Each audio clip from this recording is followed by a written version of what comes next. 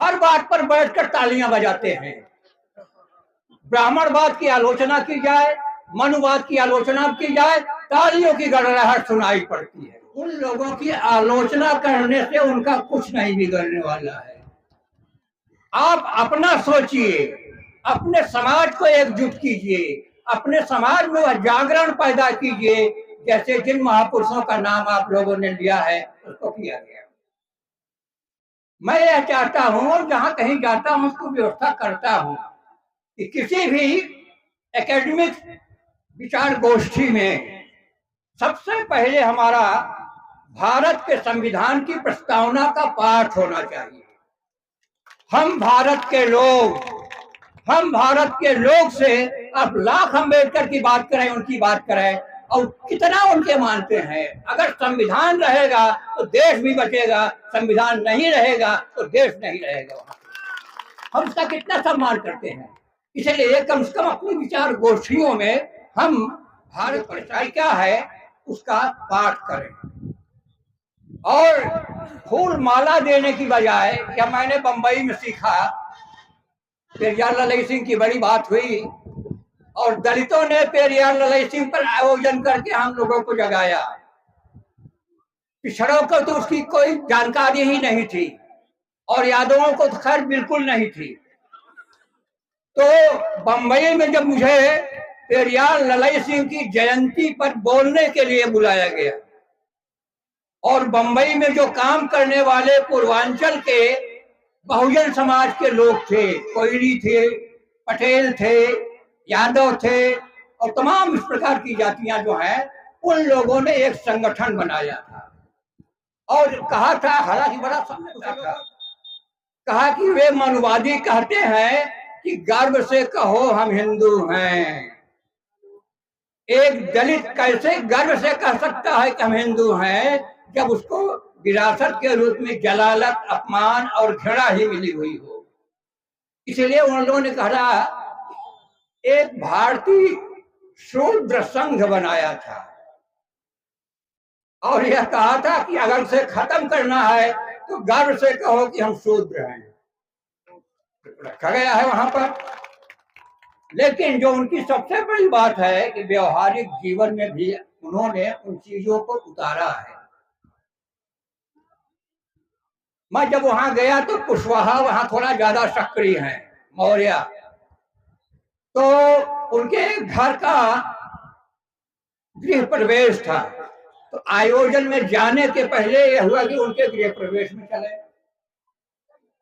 और उनके बारे में जो मैंने सुना था, एक कुशवाहा ने अपने गृह प्रवेश में किसी बौद्ध को या किसी पंडित को नहीं बुलाया था, एक भंगी को बुला करके अपने उसका उद्घाटन कराया था।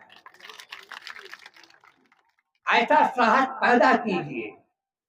और वहां जब मैंने देखा उन लोगों को, वह जज्बा अद्भुत था। दूसरी बात यह है, वहां मैंने देखा जिसको सम्मानित करना है, और सब पूर्वांचल से गए थे, जौनपुर, गाजीपुर, बलिया, प्रतापगढ़, इधर के सारे लोग वहां बंबई में जो रहते हैं। जौनपुर वालों ने गमछा दिया था पूरा, यानी हर आदमी को एक गमछा जौनपुर का वहां से होता था वह दिया जाता था। कोई फूल माला नहीं, कोई संचालक नहीं, संचालक भी बैठकर बैठता था, कोई मंच नहीं है, सारे लोग बैठते थे, मंच के लोग नीचे बैठते थे।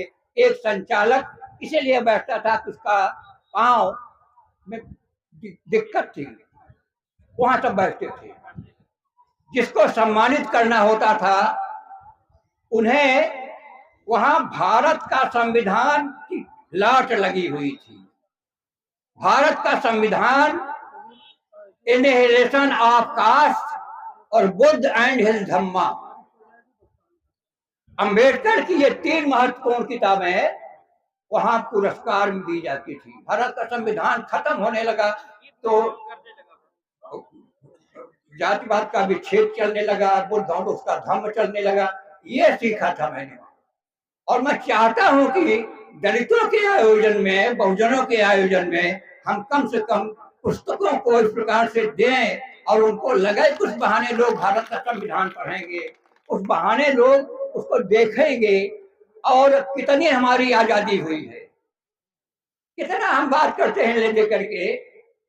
एक वाकया बताया कि आज डॉक्टर अंबेडकर भी हमारी तरह से, आपकी तरह से एक सामान्य आदमी थे,